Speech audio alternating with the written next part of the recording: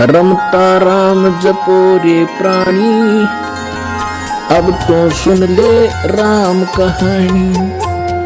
Kutch much कुरब ना होते, दौल धरनी नहीं धानी। चंद सूरज दो दीपक ना थे पवन और पहाड़ी। भाई कच्छ मच ये कुरब ना होते, दौल धरनी नहीं धानी।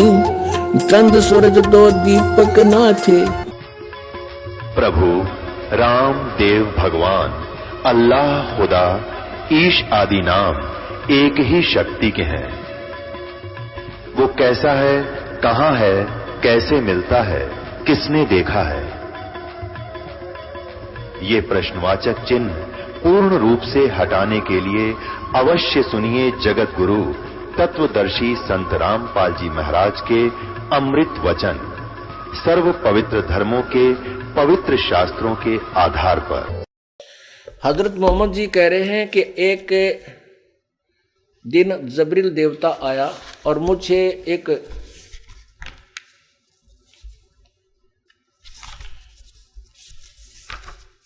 गधे से थोड़े बड़े जानवर पर बैठा कर ले गया, बुराक पर। और वहां कौन देखा? वहीं पर मूसा जी देखे, ईसा जी देखे। वो कौन था? पुण्यात्मा, वो पितर लोक है।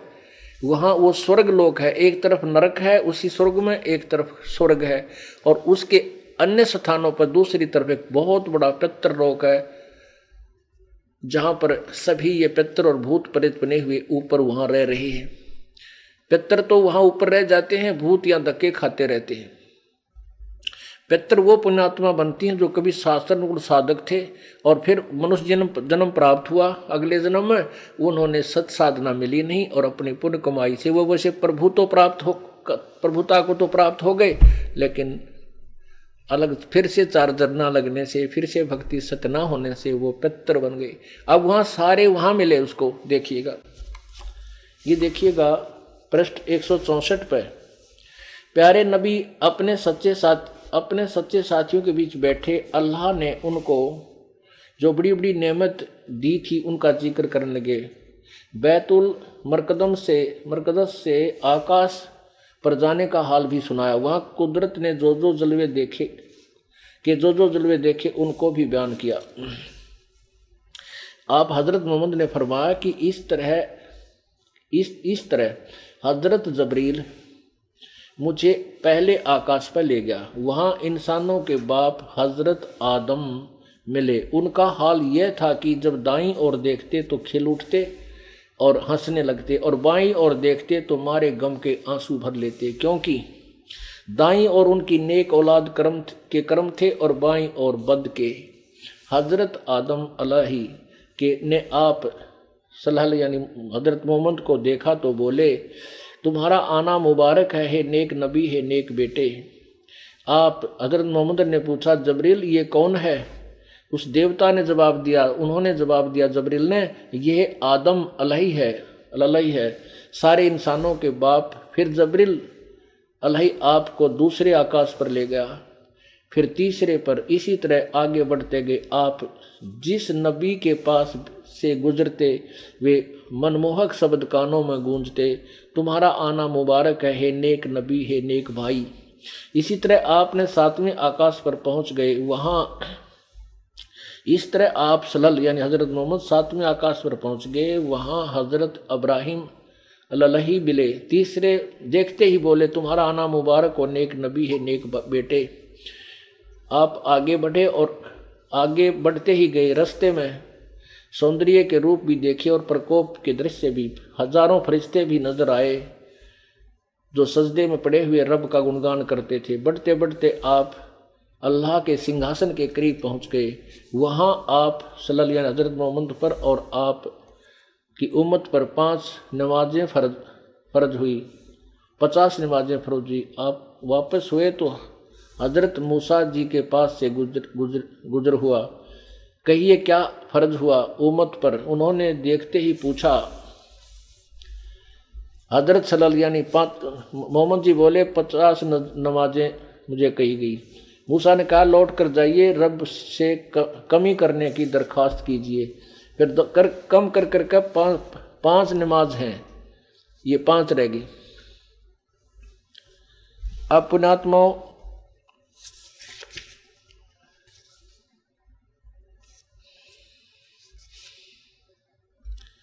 एक 161 पृष्ठ पर देखना, जो दास बताना चाहता था वो पूरा हो जाएगा कि प्यारे नबी सल्लल्लाहु हज़रत मोहम्मद, आज रात बुराक नामक एक जानवर आया, उस पर बैठकर मैंने बैताल कद मरकादस की सैर की। वहाँ पहुँचा तो नबियों की जमात देख आई, उनमें अब्राहिम भी थे, मूसा और ईसा भी थे।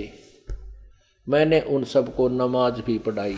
अब देखो हज़रत मोहम्मद जी क्या बता रहे हैं कि वहाँ मैंने ईसा जी को भी देखा, मूसा जी को देखा, अब्राहिम को देखा, जो इनके यहाँ बहुत अच्छे नबी हुए हैं, और कहता मैंने उनको नमाज पढ़ाई।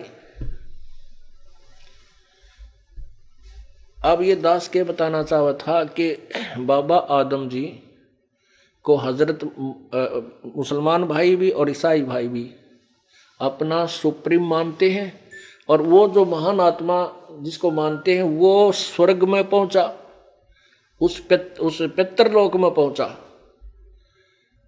और एक तरफ कहता है वह क्या, जब दाईं तरफ देखता है तो हंसता है, क्योंकि स्वर्ग के अंदर उसकी जो पुण्य आत्मा संतान थी वो बड़ी आनंद से रह रही थी, और जो दूसरी संतान थी वो निकम्मी, वो नरक में तंग पा रही थी, उनको देखकर रोया था, उधर देख कर हंसता था। तो जब जिस स्थान पर जाकर भी चैन नहीं उस महापुरुष को, तो ऐसी साधना करने से लाभ क्या होगा। हजरत आदम जी के 2 संतान हुई थी, एक हाबिल और एक कायन और हाबिल। उन दोनों ने आपसी द्वेष हुआ, और बड़े भाई ने छोटे को मार दिया, और बड़े को हजरत मोहम्मद में परवेश फरिश्ते ने, जिसको भगवान कहे थे अल्लाह ने, उसको श्राप दे दिया कि तू यहाँ से भटकता फिर। अब शुरुआत से दुख, और वहाँ जहाँ ये साधना से जहाँ पहुँचे वहाँ भी दुखी वो महान आत्मा हजरत आदम, तो अन्य अनुयायी कैसे सुख होंगे उस साधना से। परमात्मा ने वो तरले बासन पर मारी, नीचे वाले पर। अब यही कारण था कि परमात्मा के विरोधी बन गए। अब क्या बताते थे,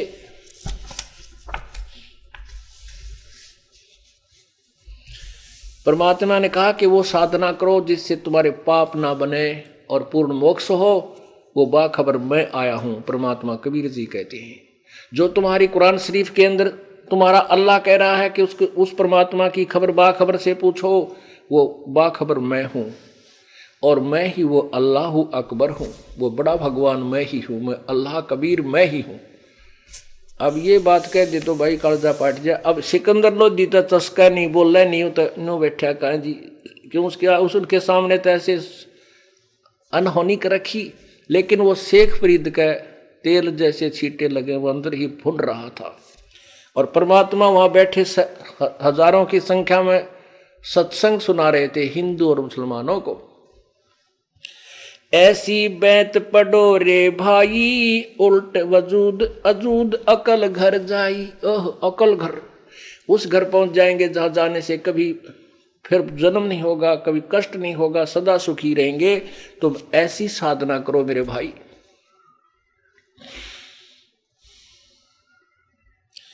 कलमा पाक प्याली नूरी, प्याला नूरी कर पांचों बिस्मुल बेग सबूरी।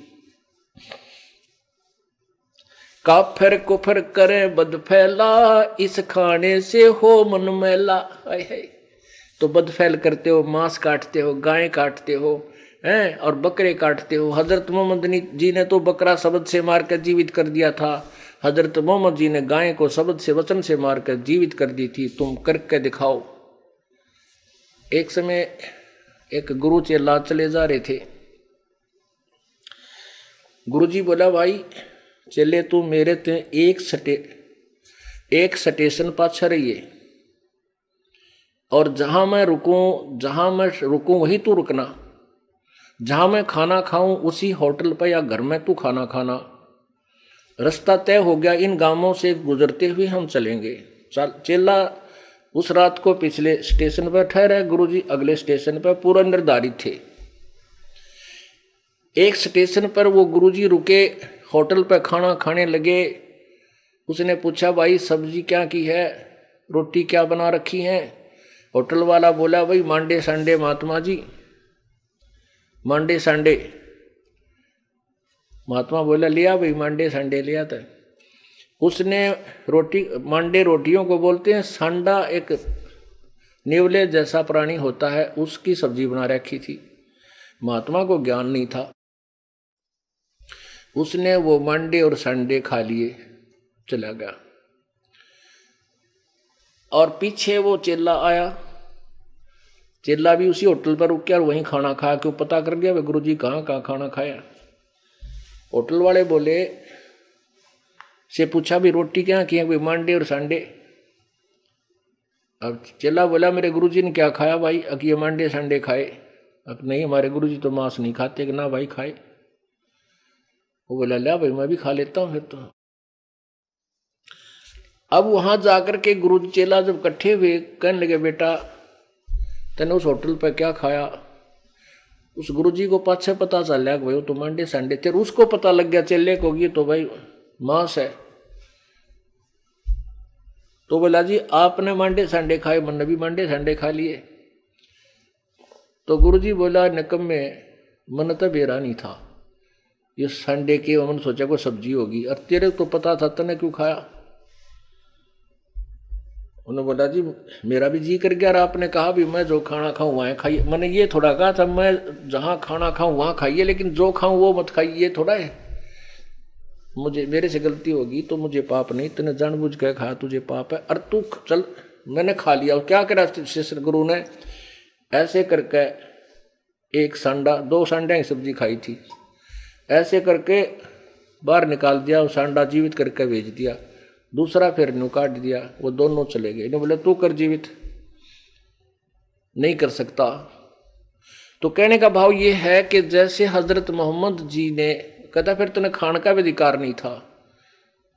अब कहने का भाव ये है कि हजरत मोहम्मद जी ने वो गऊ मार दी, जीवित कर दी, और बकरा काट दिया, जीवित कर दिया, और तुम ड्रामा करते हो एक यादगार बनाए रखने के लिए। अब तुमने वो एक अलग से कहानी बना ली।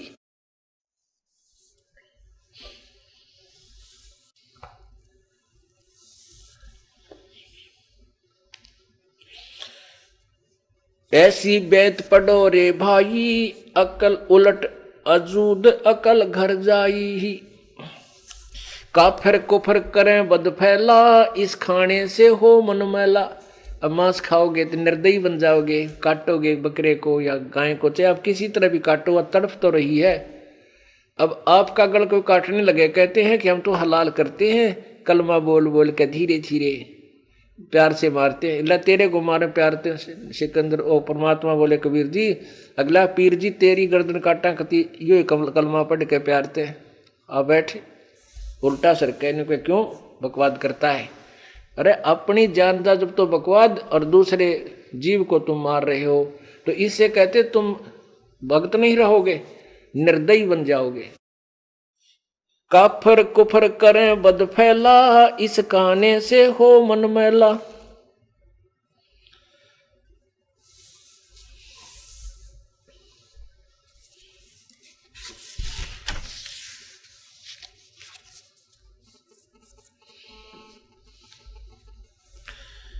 क्या बताते हैं?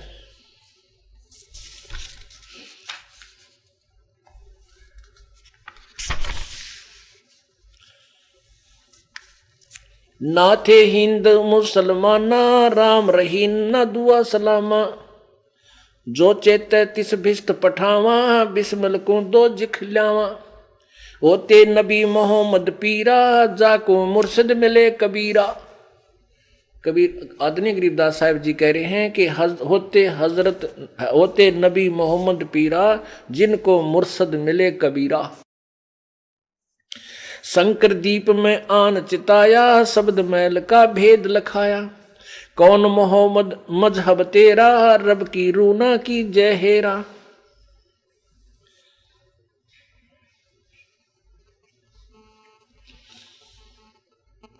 अब काजी मुल्लाओं को परमात्मा बता रहे हैं, ये जो ब्रू तुम भिष्ट पठाई तो तदबीर करो कबीला भाई। अब कभी क्या कहता वो हजरत, वो पीर जी क्या कह रहे थे शेख तकी कि हम तो इस बकरे को और गाय की रूह को हलाल करके बिस्मिल करके स्वर्ग भेज देते हैं। परमात्मा कहते हैं अगर तुम्हारे कलमा पढ़ने से और ऐसे गर्दन हलाल करने से परमात्मा प्राप्ति हो तो पशुओं का नंबर कोई नहीं आन दे। पहले तो जैसे कोई प्लाट मिलते हो और क्यों अधिकारी हो, पहले तो अपने रिश्तेदार ने देगा, आजा फटाफट ले, वो कौन बकरा नंबर आन दे। तो ऐसे ही यदि ये तुम्हारी छोरी सही हो कि ऐसा करने से ये रूह यानी आत्मा बकरे और गाय की स्वर्ग चलेगी, तो तुम अपने परिवार के किसी सदस्य को और या अपने को ऐसा करके दिखा दो, हम मान जाएंगे ये तुम्हारी थ्योरी सही है। जो ये रूतें भिस्त पठाई तो कर तदबीर कबीला भाई। देखा देखी कर्द चलावो ऐसी दुविधा मन में लाओ। कैसा दीन चलाया भाई सकल रू का दर ठकुराई। उसका दर की रू ना पेखी पकड़ पछाड़ी कदर करद गल छेकी।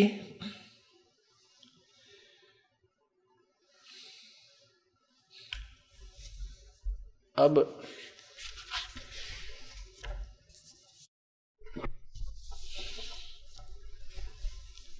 परमात्मा ने उनको बहुत ही अच्छे ढंग से समझाया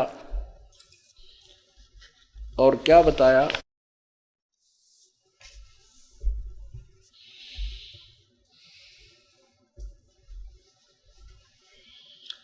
ये बिस्मल कित से आई काजी, बिस्मल कित से आई, भाई तात बोलो राम खुदाई। जा ममड़ी का दूध पीवत हो, दही घरत बहु खाई, जाको फिर तुम हलाल करत हो लेकर करद कसाई। ओए जिस माँ का गाय का तुमने दूध पिया और खूब घी और मलाई खाई और फिर उस माँ को तुम कत्ल करत हो लेकर करद कसाई।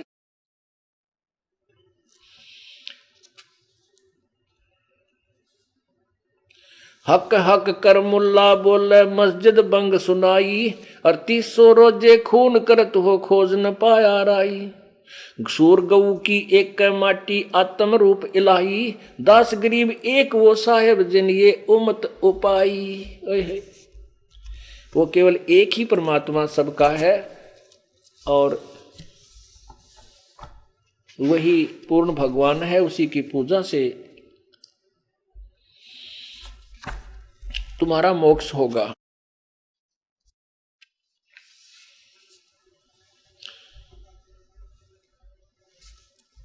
दिल ही अंदर हुजरा काजी, दिल ही अंदर हुजरा, कर ले उस साहिब से मुजरा। उस साहिब से मुजरा कर, जिसमें कुरान शरीफ के का ज्ञान दाता अल्लाह भी कह रहा है कि वो परमात्मा तो 7 दिन में सृष्टि रच कर तख्त पर जा बैठा, उसकी खबर किसी बाखबर से पूछ ले। कहते हैं उस साहिब का मुजरा करो जो तुम्हारी कुरान शरीफ में संकेत है। तुम कुरान शरीफ का आदेश भी पालन नहीं कर रहे हो। 70 काबे देख नूर के खोल केवाड़ी झांकी, ताप पर एक गुमज है जा पंथ डगरिया बाकी। हक हक कर मुल्ला बोले काजी पढ़े कुराना, जिनको कहाँ दीदार जो काटे गला बिराना। उनको भगवान कहाँ दर्शन देगा जो दूसरे का गल काटते हैं। हक हक कर मुल्ला बोले काजी पढ़े कुराना, और जिनको कहाँ दीदार, जिनको ओ दीदार कहाँ जो काटे गला बिराना। अरस कुरस पर अल्लाह तकत है खालिक बिन नहीं खाली, वे पैगंबर पाक पुरुष थे साहिब के अब्दाली। मोहम्मद को नहीं गोश्त खाया गऊ न बिस्मिल कीती, एक बार कहा नबी मोहम्मद ता पर एती बीती। नबी मोहम्मद नमस्कार है राम रसूल कहाया, 1,80,000 को सोगद जिन नहीं कर चलाया। वे ही मोहम्मद वे ही महादेव वही आदम वो ब्रह्मा, दास गरीब दूसरा कौन है देख अपने घर में। अब परमात्मा क्या बताते हैं कि जो हजरत मोहम्मद जी थे ये शंकर जी के उपासक थे पहले। और जैसे आपने गीता जी में सुना है कि जो पहले जन्म में जो जैसा साधक था शास्त्र विरुद्ध, वो वर्तमान में भी वो उसी तरह का साधक होता है। शंकर जी की उपासना करते थे, ये शंकर के कोई गण थे। और फिर ये नीचे आए तो फिर भी वही कसक इनके अंदर थी, प्रभु की चाह थी। तो काल के दूत इन फरिश्तों ने उनको गुमराह कर दिया। परमात्मा खुद कबीर जी अपनी प्यारी आत्मा के पास आए और इनको सतमार्ग समझाया, सतलोक भी दिखाया। पर नीचे इनके बहुत से शिष्य बन गए थे, वह प्रभुता ना छूटी। और उधर से जबरील देवता का वो डर कहीं वो फेरना टिटवी दाब दे। इस कारण से परमात्मा क्या कहते हैं, अगर तुम साधक हो अपने शरीर में देखो, ये हिंदू मुसलमान सिख और ईसाई का एक जैसा है और सभी में कमल बने हुए हैं। कमल बने हुए हैं, इनको हम मंत्र देंगे, जाप करो। इनमें देखना चाहते हो आप देख भी सकते हो। क्या है कि हजरत आदम जी ब्रह्मा जी के अवतार थे, वो ब्रह्मा जी के उपासक थे, ब्रह्मा जी के लोक से आए थे। वो पुण्यात्मा थी, पिछले जन्मों के संस्कार उनके भक्ति युक्त थे, लेकिन भविष्य की साधना उनकी ठीक नहीं बनी।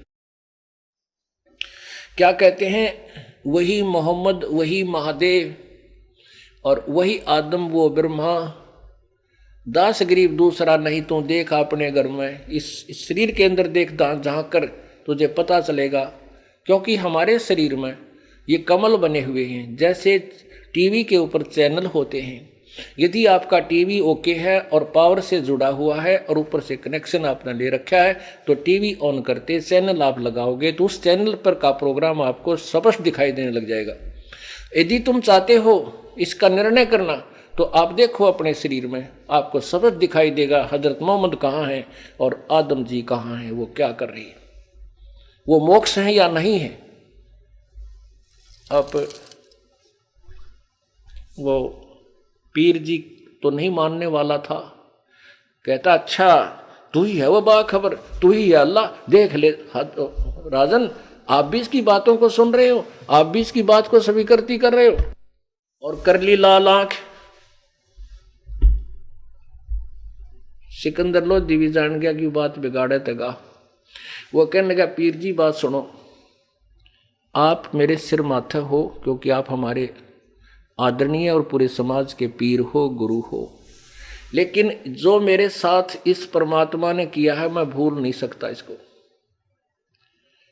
और मैं इसको वहां ले जाऊंगा दिल्ली में इन महापुरुष को, और सबको ये तत्व ज्ञान सुनवाऊंगा और सब एक हो जाएंगे।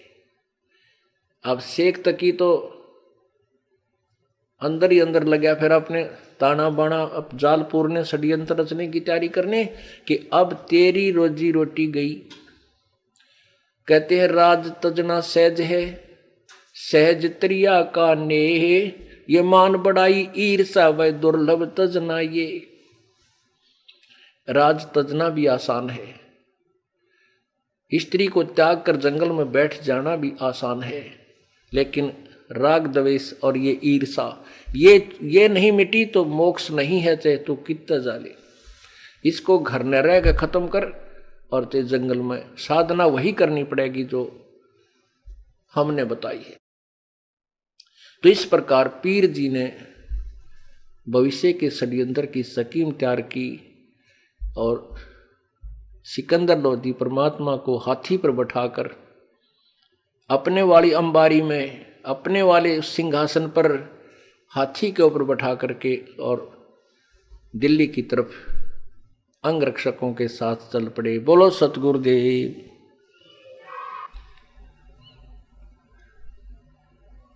कर जोरूं विनती करूं, धरूं चरण पर शीश,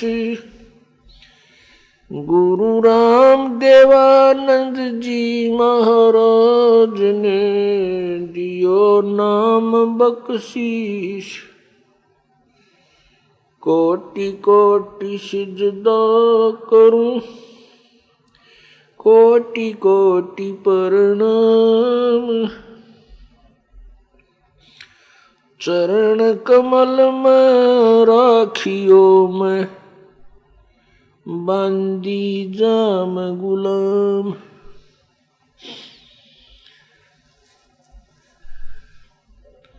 कुत्ता तेरे दरबार का, मोतिया मेरा नाम। गले प्रेम की जेवड़ी, आँखें चो जाऊं मैं। तो करो तो बावड़ू, दूर दूर करो तो जाऊं। जो रखो तो ही रहूं, जो देवो सो खाऊं। जय इब के सतगुरु मिले, सब दुख आँखों रोए। चरणों ऊपर शीस रखूं, कहूँ जो कैडी हो। गुरु जी कबीर गुरु जी मिल लेंगे, पूछेंगे कुशलात। आदि अंत की सब कहूँ, अपने दिल की बात। गुरु जी तुम ना भूलियो, चाहे लाख लोग मिल जाएं। हमसे तुमको बहुत हैं, तुमसे हमको नहीं। तुमरे विसारे क्या बने, मैं किसकी शरण में जाऊं। शिव विरंच मुनि नारदा, तिनके हृदय न समा। अवगुण किए तो बहुत किए, करत न मानी हारे। बावे बंदा बख्श दियो, बावे गर्दन उतारे। अवगुण मेरे बाप जी, बख्शो गरीब नवाज। जो मैं पूत कपूत हूँ, बहुर पिता को लाजे। मैं अपराधी जन्म का, नक्सक भरे विकार। तुम दाता दुख भंजना, मेरी करो संभार। परमपिता परमात्मा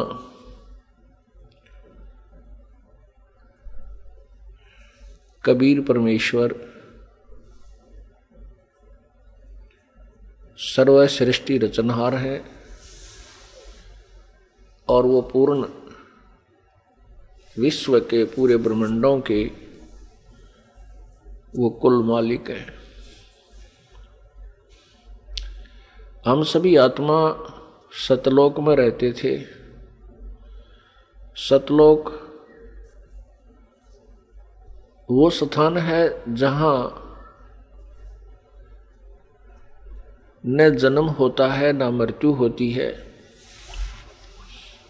जो जहाँ बार बार न जन्म होता है न मृत्यु होती है, वहाँ शरीर 5 तत्वों से बना हुआ नहीं है। वहाँ जो शरीर हमें मिलता है वो नूरी तत्वों से बनता है, तेज तत्वों से।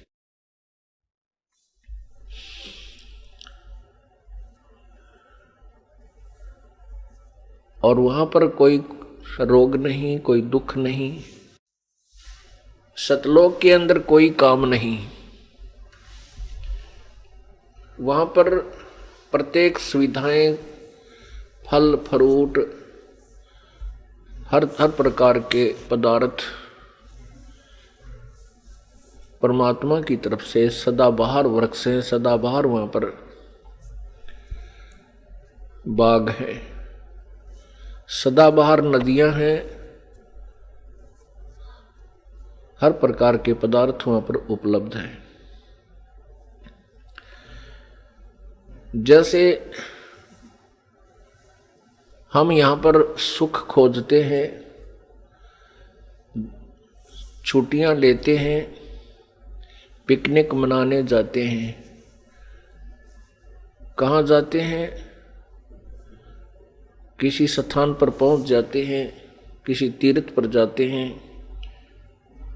और वहाँ किराए पर कमरा मोल लेते हैं, इधर उधर की वस्तुओं को देखते रहते हैं, बड़ा आनंद आता है। कोई काम नहीं करना होता, बनी बनाई रोटी होटल में मिल जाती हैं और बिछे बिछाए बेड मिल जाते हैं, बड़ा आनंद आता है, बहुत खुशी होती है। फिर हम घर पर आते हैं तो वही झंझट, फिर सब कार्य करना पड़ता है। तो जो हम वो समय वहां बिताकर आए हैं वो कितना अच्छा लगे आपने। काम तो करना नहीं था और दृश्य बहुत ही दूर के देखे, कभी झरने देखे, कभी पहाड़ देखे, कभी बाग में घूमे, कभी वृक्ष के नीचे बैठ गए, ठंडी ठंडी हवा चले, कोका कोला पिया है, कभी कुछ पिया, कभी को फल खा रहे हैं, कितना अंगूर खा रहे हैं, तो कितना अच्छा लग रहा है, बहुत अच्छा। लेकिन सिर में दर्द तो यूँ काम करे है, जिस जहाँ करके हम फिर किधर नौकरी करते हैं, वहाँ अफसरा की डांट, घर आते हैं को सास की डांट, ससुरे की, या सासू ससुरे न बहू की, बेटियाँ की बिरान मैटी, फिर कोई रोगी है, कोई कोडी है किसी के, और 36 प्रकार के इंजेक्शन लगे रहते हैं। कोई बालक ब्याह का योग्य हो गया, ब्याह शादी का जुगाड़ जुड़ा नहीं, पहले तो रिश्ता होता नहीं, रिश्ता हो जाता है तो फिर पैसे का ब्योत नहीं, उसके लिए समस्याएं। तो ऐसे हम यहाँ पर कितने दुखी रहते हैं। सतलोक के अंदर ऐसा है जैसे आप यहाँ सतलोक आश्रम बरवाला और क्रोथा में आते रहते हो, यहाँ आने के बाद आपको कोई काम नहीं। अब यहाँ आप आते हो,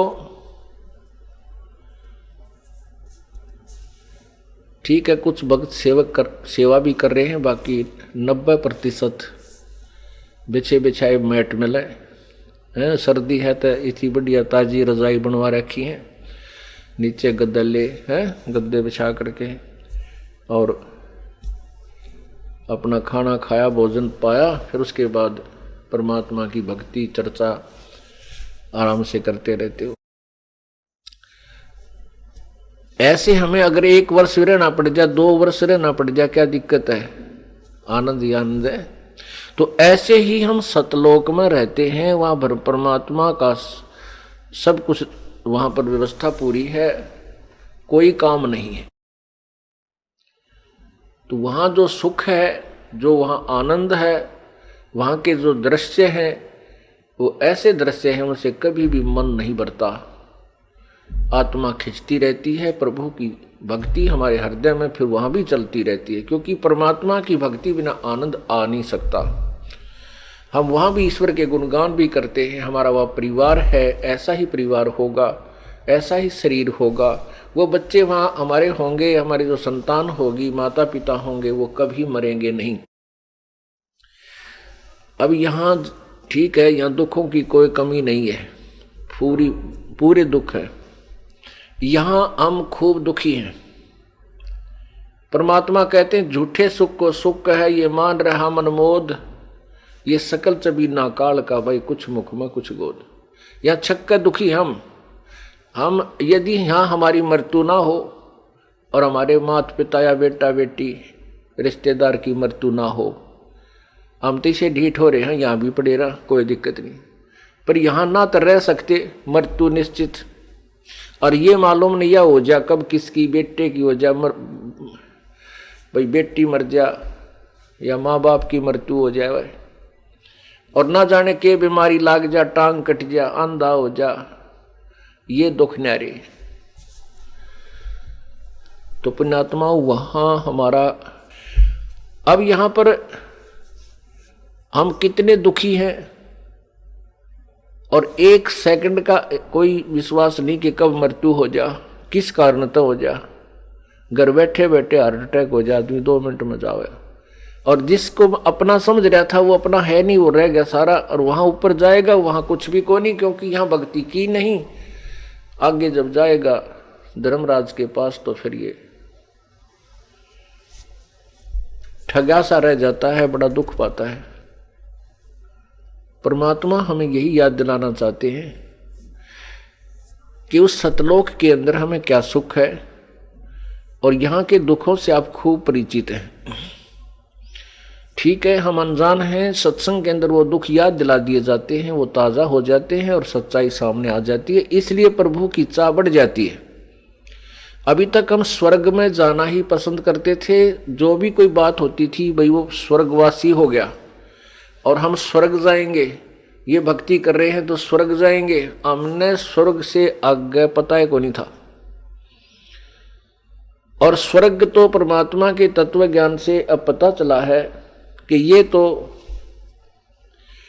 ये स्वर्ग तो एक ऐसी चीज है जैसे 2 महीने या गर्मियों के दिनों में महीना 20 दिन शिमला कुल्लू मनाली चले गए, हरियाणा या पंजाब राजस्थान यूपी, क्या कोई सेठ साहूकार, आम आदमी तो जा नहीं सकता जिसके पास हैंड टू माउथ है,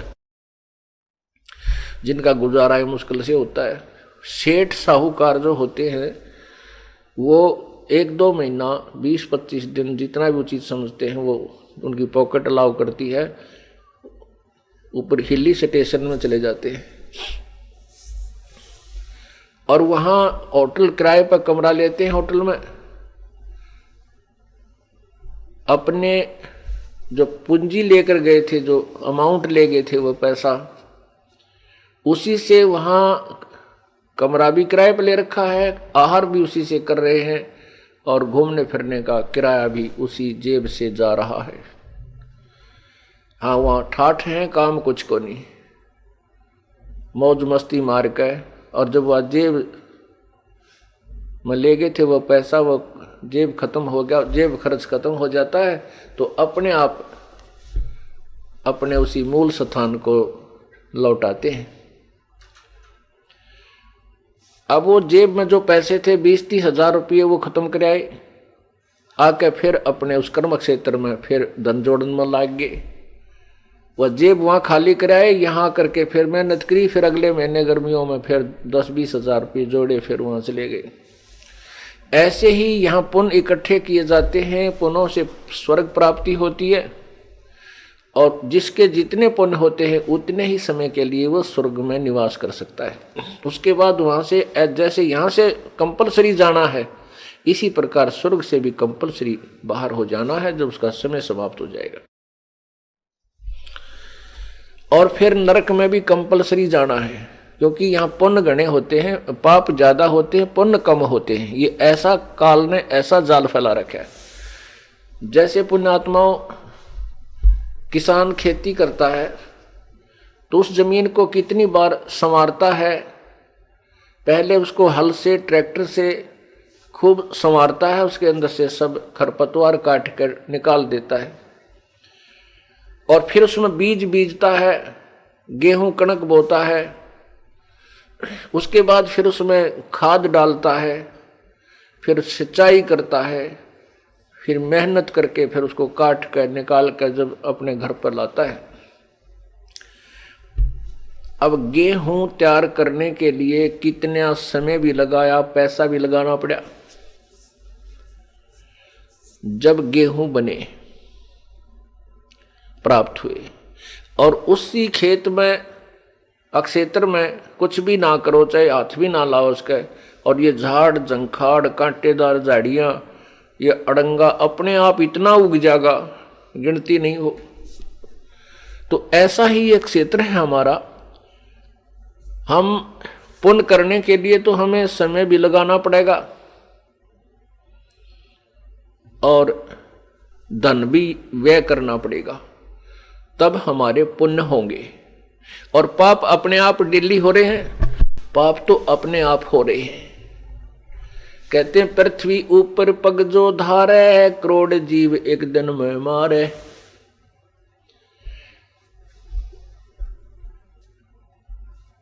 सत्य ब्राह्मण की है हत्या, जो चौका तुम देवो नित्या। जैसे हम पोचा मारे हैं, फर्श के ऊपर जैसे पोचा लगाते हैं, या पहले लीपया करते थे, घर को लीपते थे, खाना बनाने से पहले चूल्हा आसपास के उसकी लिपाई करते थे, स्वच्छ बनाते थे। खान पान में दमन प्राणी, खाना बनावा उसमें जीव मरे, खावा उसमें जीव मरे, श्वास लें उसमें जीव मरे। कहते इतने पाप होते हैं दिन में जिनकी गिनती नहीं, और पुण्य करने के लिए विशेष व्यवस्था करनी पड़ती है, पूरा संत ढूंढना पड़ता है, पूरे संत से नाम लेकर शास्त्र अनुकूल साधना करनी पड़ती है, तब जाकर के कोई पुण्य बनते हैं। तो इसलिए नरक में जाना कंपलसरी है, और बहुत लंबा समय नरक का होता है, स्वर्ग का समय बहुत कम होता है। उसके बाद फिर 84 लाख ही प्रकार के प्राणियों के शरीरों में ये प्राणी कष्ट उठाता है, और सतलोक में ऐसा कुछ नहीं है। पुण्यात्माओं, हमारा थोड़ा सा पैसे का जुगाड़ हो जावे और ये पता चल जावे कि उस शहर में बहुत सुविधा है, बड़ा अच्छा स्वच्छ शहर है, और वहाँ बिजनेस भी बढ़िया हो जाएगा आपका, और वहाँ ड्यूटी भी ठीक, नौकरी भी मिल जाएगी, तो हम तुरंत त्याग देंगे उस स्थान को और वहाँ जा करके बस जाएंगे। इसी प्रकार जब हमें ये ज्ञान होगा कि जहाँ हम रह रहे हैं ये तो हमें पता चल गया कैसा स्थान है, इसके बाद हम स्वर्ग पर आश्रित थे, स्वर्ग का पता लग गया, वो भी स्थायी स्थान नहीं है, उसमें भी चलो चलो रहेगी।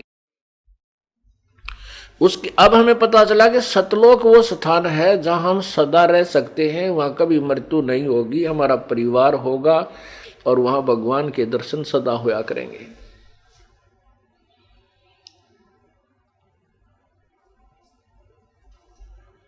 और वहां कितना सुख होगा। शंखों लहर मेहर की उपजे कहर नहीं जा कोई, दास गरीब अचल अविनाशी सुख का सागर सोई। अब आप देखते हो कोई टेंशन हो जाती है, किसी प्रकार की कोई ऐसी दुख में खबर सुन लेते हैं, या फिर किसी शत्रु के प्रति द्वेष हो जाता है, ये हमारे तकरीबन बना रहता है। और पूरे दिन में या महीने में या 10 दिन में कभी एक आध बार ऐसी लहर आती है कि उस समय हमें न तो कोई दुश्मन दिखाई देता है, दुश्मन से भी द्वेष नहीं रहता, कुछ सेकंड के लिए होती है, और ना ही कोई पराया सा लगता। ऐसे आनंद की अंदर से मेहर की लहर आती है, सब पर रहम आता है, अपने से दिखाई देते हैं। इसको मेहर की लहर कहते हैं। उसके समाप्त होते ही फिर वही बीपी हाई, उसको ऐसे कर दूंगा, उसको ऐसे कर दूंगा, पारते ना बसाओ, पर अंदर अंदर खूब जोश बना रहता है, दुख में दुखी होते रहते हैं। तो परमात्मा कहते हैं वहां पर शंखों लहर मेहर की उपजे कहर नहीं जा कोई, और दास गरीब अचल अविनाशी, अचल जहां स्थायी स्थान मिलेगा हमें, और वो अविनाशी लोक है, वहां उसका नाश कभी नहीं होता। अब आपने कल देवी पुराण में सुना था,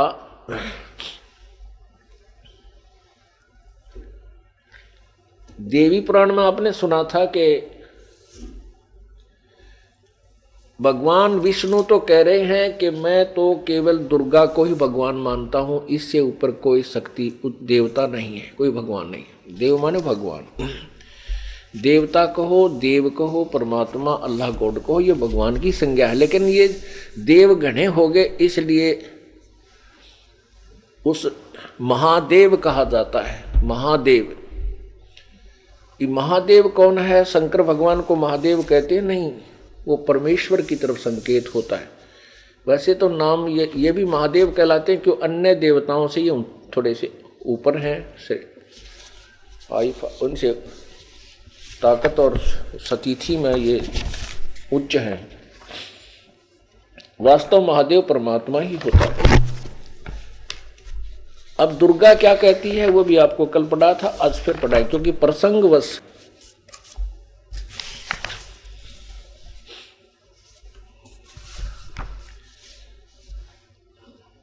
प्रत्येक सदग्रंथ का वो ज्ञान फिर से हमने रिवाइज करना पड़ता है ताकि तत्व ज्ञान को हम अच्छी तरह समझ सकें। देखिएगा, गीता प्रेस गोरखपुर से प्रकाशित है।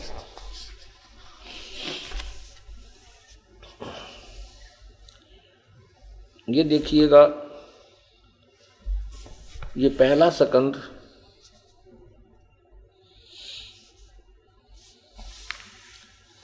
और पृष्ठ नंबर 28 पे, और इसका अध्याय नंबर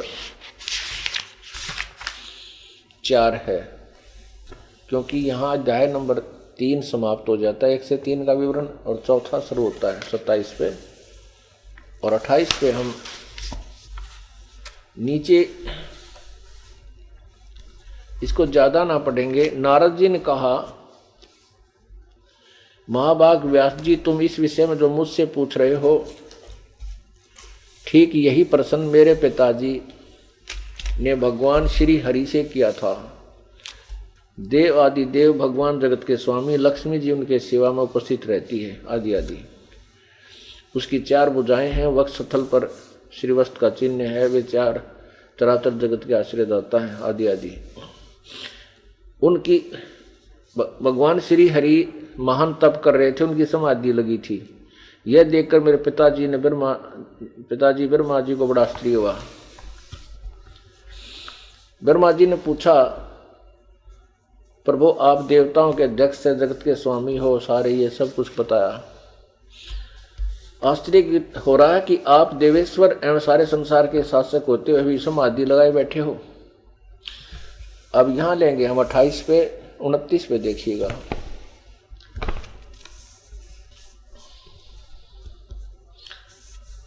मुझे सब प्रकार से शक्ति के अधीन होकर रहना पड़ता है, विष्णु जी कह रहे हैं। उन्हीं भगवती शक्ति का मैं निरंतर ध्यान किया करता हूँ। ब्रह्मा जी, मेरी जानकारी में इन भगवती शक्ति से बढ़कर दूसरे कोई देवता नहीं। अब भगवान विष्णु जी कह रहा है कि मैं तो दुर्गा का ध्यान करूं, इसी की पूजा करता हूं, और मेरी जानकारी में इस दुर्गा से बड़ा कोई भगवान नहीं है। अब दुर्गा जी कहती है इसके 562 पृष्ठ पे, दुर्गा जी कहती है, ये देखिएगा 7वां स्कंद अध्याय 36, 7वां स्कंद अध्याय 36 हम थोड़ा सा सुनाएंगे, क्योंकि ये कल 2 बार सुना लिया है। 562 से प्रकरण शुरू होता है, लेकिन हम 563 से ही लेंगे, थोड़ा सा लेंगे। यहां देवी कह रही है, श्री देवी जी कहने लगी, पर्वतराज, ये सारा कुछ बताती हुई यहां आ जाती है।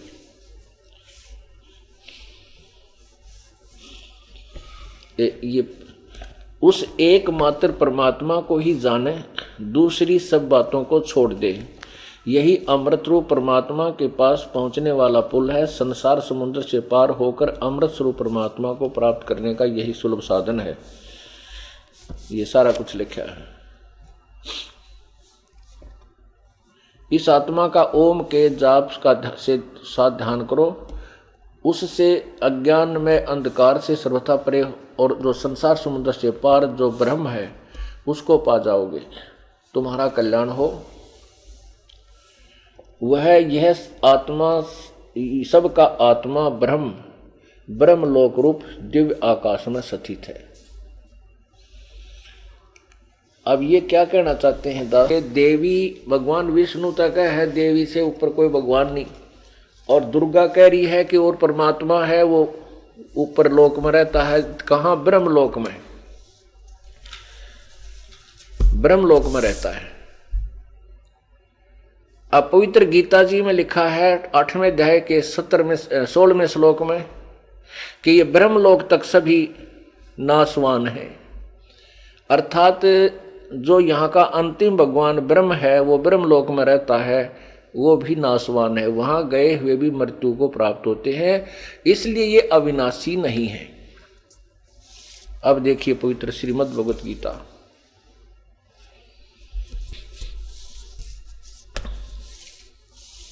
अध्याय नंबर 8 का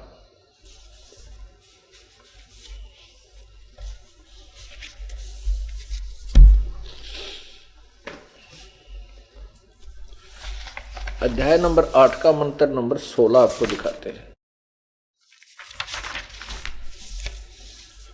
अध्याय नंबर 8 और मंत्र नंबर 16। हे अर्जुन, ब्रह्मलोक पर्यंत यानी ब्रह्मलोक तक सब लोग पुनर्वर्ती में हैं, पुनर्वर्ती हैं। पुनर्वर्ती का अर्थ है दोबारा जन्म मृत्यु होता है, सब का ये नष्ट होते हैं।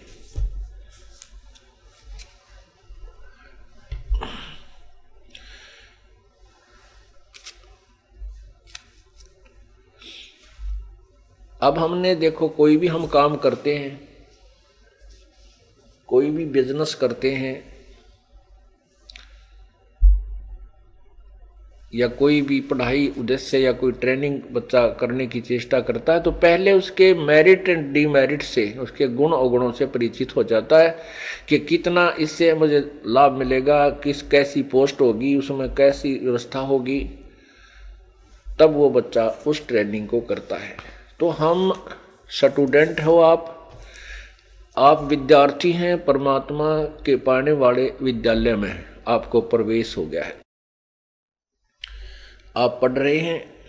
तो हमने सबसे पहले जिनको मानव शरीर प्राप्त है वो सभी परमात्मा पाने योग्य अंक प्राप्त कर चुके हैं। वो दूसरी बात है, कोई 33% से पास हो रहा है, कोई 75% से, कोई मेरिट ले रहा है, पास सारे हैं और प्रवेश सबको प्राप्त है। तो आपकी ड्रेस अलग होगी अन्य प्राणियों से, आपका शरीर, आपका पोशाक अलग है।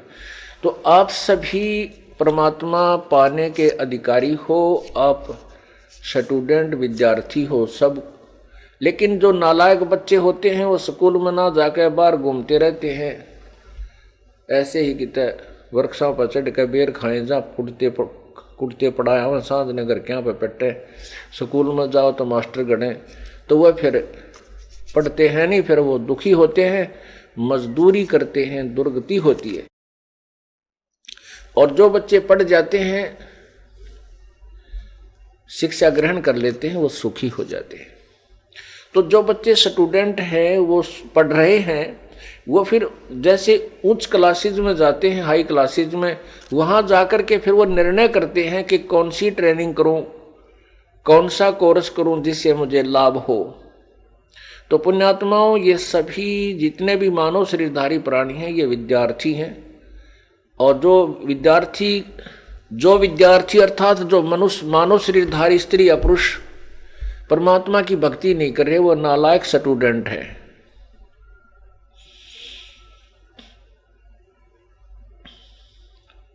और वो अपना जीवन व्यर्थ कर रहे हैं, वो अपने उद्देश्य से वंचित रह जाएंगे, वो बाद में पछतावेंगे। कैसे पछतावेंगे? जैसे एक व्यक्ति सड़क के ऊपर माटी डाल रहा था, मजदूरी कर रहा था, और उसी महकमे का एक्सियन आ गया जीप में बैठ के, और वो सभी अधिकारी कर्मचारी जो थे वो सब अलर्ट थे। वो अपना आगे चला गया। तब वो मजदूरी कर रहा था ना, वो व्यक्ति ने बोला कि यो एक्सियन है ना, यो मेरा सहपाठी था, हम इकट्ठे पढ़ा करते, मेरे भाग फूट गए, मैं पढ़ा को नहीं है, और ये पढ़ गया, देखा आज सारे ठाठ हो गए। आज मेरे बच्चे तो यहीं रेत में पड़े हैं, और किसी के पास कपड़ा है, किसी के पास नहीं है, मजदूरी करता हूँ, मुश्किल से रोटी मिलती है। अब रो रहा उस समय को मैं भी पड़ जाता था, मैं भी ये ठाठ प्राप्त कर लेता।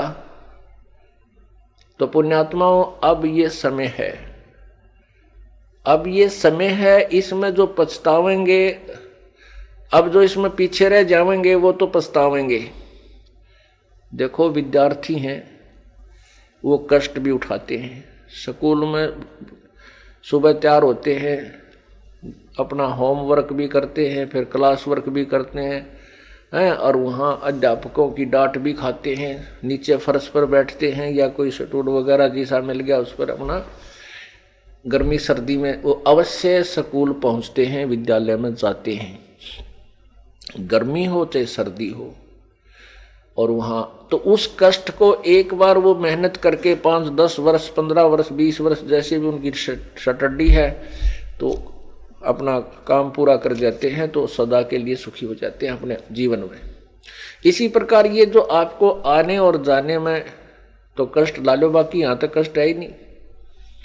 यहाँ तो परमात्मा की ऐसी व्यवस्था है, उस अपने बच्चों के लिए पहले ही करवा देता है, क्योंकि आप पुण्य आत्मा हैं और भगवान अपने प्यारी आत्माओं को हाथों पर रखता है।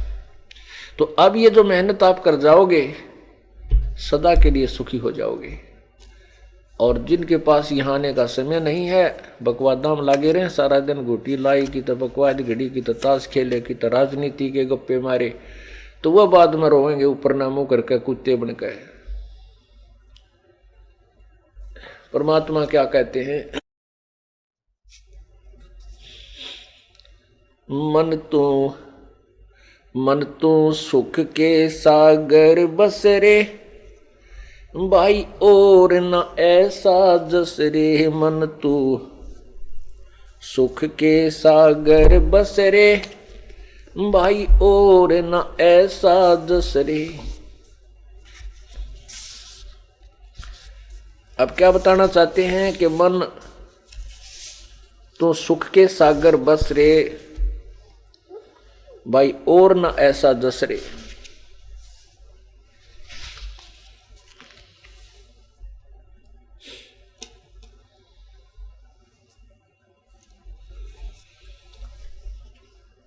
भाई सर्व सोने की लंका होती, रावण से रणधीरम। सर्व सोने की लंका होती, रावण से रणधीरम। एक पलक में राज विराजी, वो जम के पड़े जंजीरम। मन तू सुख के सागर बस रे, भाई और न ऐसा यस रे। अब देखो रावण के कितने ठाठ थे। रावण एक नेक आत्मा का आदमी था, परमात्मा को चाहने वाला था। अब उससे पुण्य आत्मा को मार्गदर्शक ठीक ना मिले, और मार्गदर्शक ठीक ना मिलने से उसको जो गुट्टी पिला दी कि भगवान, जैसे उनके गुरुदेव ने उसको क्या बता दिया कि भगवान शिव से बड़ा कोई परमात्मा नहीं, और भगवान शिव की साधना करने से तू धनी हो जाएगा, तुझे सिद्धि प्राप्त हो जाएगी, कितना धन ले लिए ऐसे हो जाएगा, तुझे राज्य मिल जाएगा, ठाठ करेगा। अब उसने जैसा भी बताया कि उसके गुरु ने बता दिया कि वेदों में भगवान महाशिव, सदाशिव, ये शिव ही सब कुछ है, इसकी पूजा करके और आप स्वर्ग प्राप्ति कर सकते हो, राज्य प्राप्ति कर सकते हो, सिद्धियां हो जाएंगी, आकाश में उड़ सकते हो, ऐसी सिद्धियां ये दे देते। तो ये खिलौने इन भगवानों के पास हैं जो काल के जाल में फंसाए रखने के हैं। अब उस रावण ने उस तमोगुण भगवान शिव की भक्ति की, और ऐसी भक्ति की कि आप तो 7 जन्म नहीं कर सकते उस शिव जी की भक्ति। कैसी भक्ति की कि खड़ा होकर के तपस्याएं की, जब नहीं प्रसन्न होता दिखा तो यहां से तलवार मार के और अपना शीश चढ़ा दिया। ऐसा